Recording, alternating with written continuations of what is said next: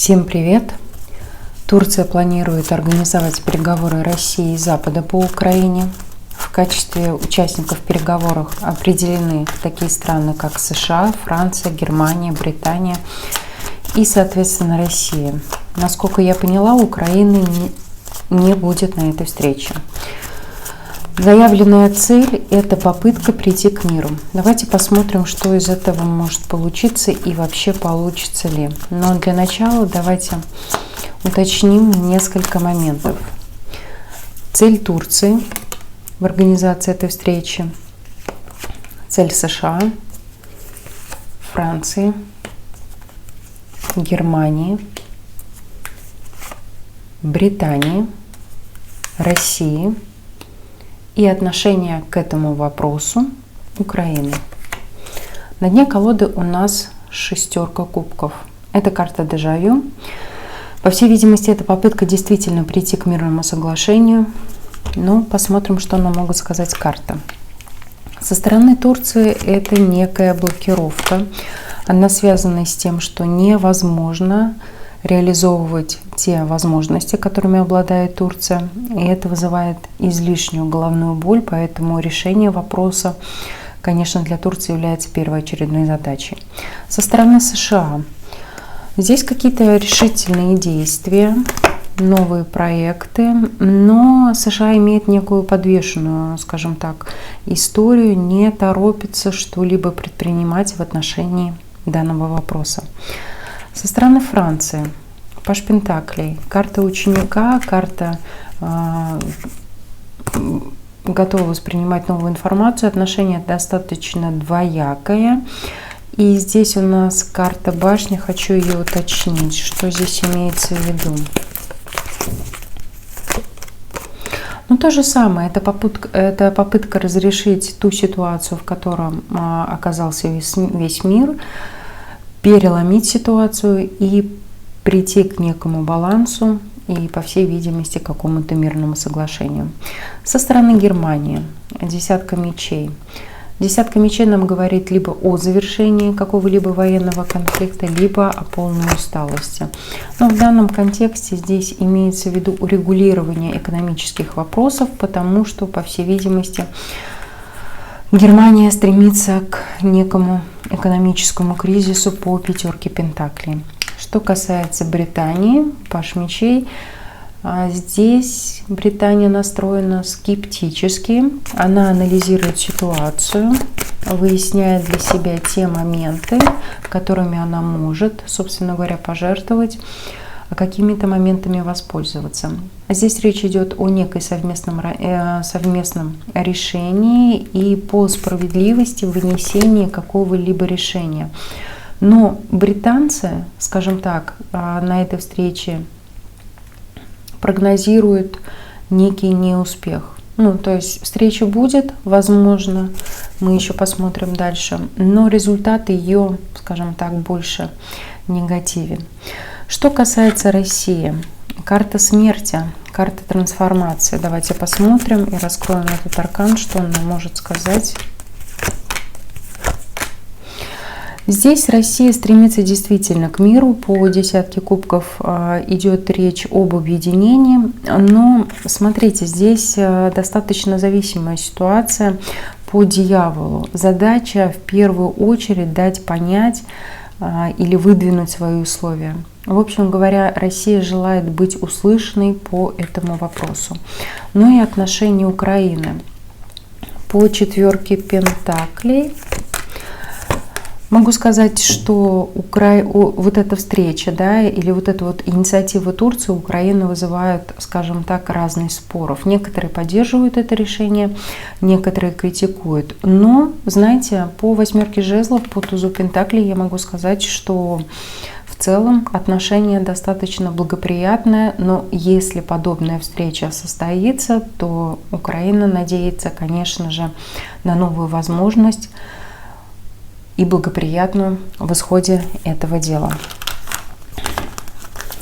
Что ж, давайте посмотрим вообще, состоится ли подобная встреча. Даже, наверное, не так. даже, наверное, не так, а зададим вот так вопрос. Состоится ли эта встреча так, как планирует Турция? Раз у нас Турция является инициатором подобного рода мероприятия, давайте спросим, пройдет ли встреча так, как планирует Турция. Мир, королева жезлов, туз пентаклей, король пентаклей, колесница, десятка жезлов. Турция готова даже к неким спорным моментам. Она подозревает, что, возможно, на этой встрече будут какие-то споры, будет недоверие, возможно, даже некая конфликтная ситуация. И эта встреча со всех сторон будет подвергаться какому-либо анализу. Что касается конкретно по этой встрече, то вообще организация, в принципе, она действительно может состояться. Мир нам говорит о прекрасном завершении этого этапа. Также мы видим огромное количество людей. Это и королева жезлов, которая может символизировать такое какое-то мощное лидерское решение.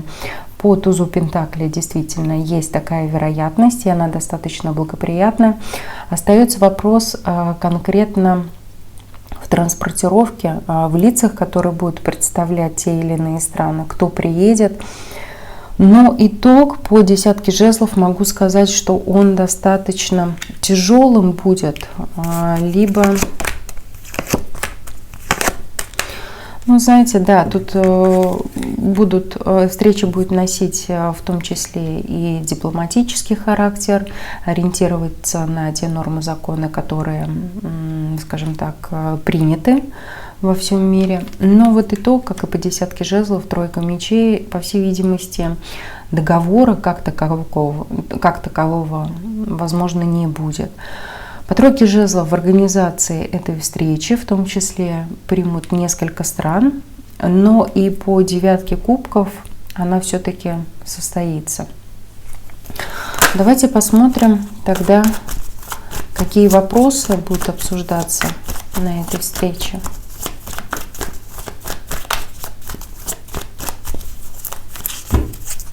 Ключевые вопросы. Король жезлов, семерка мечей, шестерка пентаклей, дьявол, туз мечей, восьмерка кубков, семерка жезлов, отшельник и сила. На дне колоды у нас колесо фортуны. Конечно, речь идет о скорейшем завершении, но тем не менее, по итогу мы видим некий отход, вопрос конфронтации, защиты собственных интересов и отшельник. То есть фактически каждая страна, участница этого процесса, должна остаться, условно говоря, при своих, но при этом иметь некую силу для того, чтобы договориться. И, по всей видимости, здесь идет речь о возможных гарантиях безопасности. Но меня, если честно, смущает связка дьявол, туз жезлов. Это, возможно, говорит о каких-то серьезных и не совсем позитивных моментах. Также семерка мечей это подкрепляет, как бы не было это, знаете, вот очередным фарсом. Когда собрались, поговорили, выработали какие-то новые договоренности относительно того или иного вопроса, но по итогу решили их не придерживаться. Что ж, давайте посмотрим все-таки финальный итог. На полной колоде хочу посмотреть, потому что вопрос действительно важный. Финальный итог этой встречи. Наверное, рассмотрим три страны. Точнее, не три страны, а три стороны. Россия, Украина и весь оставшийся мир. Какой будет итог этой встречи для России, для Украины и для всего оставшегося мира? На дне колоды у нас четверка мечей. Ну, я бы сказала, либо действительно какое-то будет спокойное время, либо ничего не будет, но мы посмотрим, как карты лягут. Для России это возможность сохранить ресурсы, выработать некий план или договоренности и остаться, скажем так, с той силой, которая у нее есть. Дастся это решение достаточно тяжело, но посмотрим в дальнейшем, как проиграется эта история. Для Украины это новые возможности, туз жезлов, позитивная карта, выпадают старшие арканы, отшельник и маг. Но здесь вот у нас стоит вопрос все-таки некой конфронтации, и по всей видимости, по этим двум арканам Украина не будет удовлетворена тем решением, которое, возможно, будет приниматься на этой встрече. И в любом случае здесь идет речь о возможном, скажем так, конфликте или каком-то противостоянии. Так, для всего оставшегося мира. Ну, для всего оставшегося мира это девятка кубков, карта исполнения желаний. Но кошмар.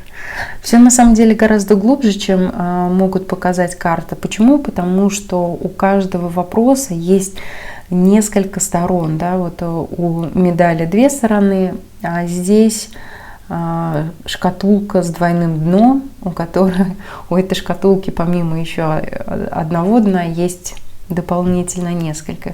Но смотрите, здесь какая-то поддержка мировая, какая-то совместная работа, но при этом есть какое-то стремительное разрешение конфликта, а также какая-то некая агрессия. Или, знаете, вопрос, который придется рубить с плеча. Я хочу уточнить этот аркан, потому что пока непонятно, о чем идет речь. Иерофант, семерка кубков, девятка жезлов, девятка мечей, прошу прощения, и рыцарь жезлов. Смотрите, здесь речь идет о том, что собрались высокие чины, люди, которые принимают решения. Обычно иерофант — это либо глобалисты, либо люди, которые умеют и обладают способностью управлять какими-то важными событиями, наверное, мирового масштаба, и которые входят в какую-то коалицию. Они находятся, тем не менее, в иллюзиях, и они понимают, что тот план, скажем так, который они пытаются реализовать, он фактически не может быть реализован. Это что касается вот этой вот мировой общественности, да, это приносит некие переживания и страх за свое будущее. И по рыцарю жезлов они готовы предпринимать некие активные действия. Какие действия они готовы предпринимать в отношении России, Украины и военного конфликта между этими двумя странами? Знаете, здесь идет вопрос, который касается России, и задача ее утихомирить. Потому что умеренность — это вот карта некой паузы, спокойного течения событий, жизни. Но по дураку здесь у нас выходит для Украины новый какой-то этап в жизни. Здесь вот есть, конечно, он таит в себе некие опасности, потому что шут у нас человек без опыта, но перед которым открыты все двери. Давайте посмотрим, как они видят разрешение конфликта. Паж кубков, ну, такое доброжелательное отношение, в принципе, и желание мирным образом разрешить эту историю. Давайте посмотрим. Ой, над ней у нас тут тройка мечей. Давайте попробуем выяснить следующий вопрос. Как эта встреча, которая планирует Турция, скажется на военном конфликте между Россией и Украиной? Завершит она его или только усугубит? Давайте посмотрим, повлияет ли вообще это мероприятие на ход военных действий между Россией и Украиной. Шут, умеренность, иллюзия, колесница, двойка мечей, туз жезлов, туз пентаклей, десятка жезлов. Но вот опять мы к какому-то хитрому плану возвращаемся, да, по итогу. С одной стороны, да, но, возможно, те меры, которые предприняты на этой встрече, это вот больше какая-то некая завуалированная, да, история, потому что здесь у нас есть колесница и двойка жезлов. Это планомерное движение вперед к новым возможностям, получение новых ресурсов, пусть и непростым способом. Так, давайте посмотрим, как эта встреча отразится на Украине с точки зрения военного конфликта с Россией.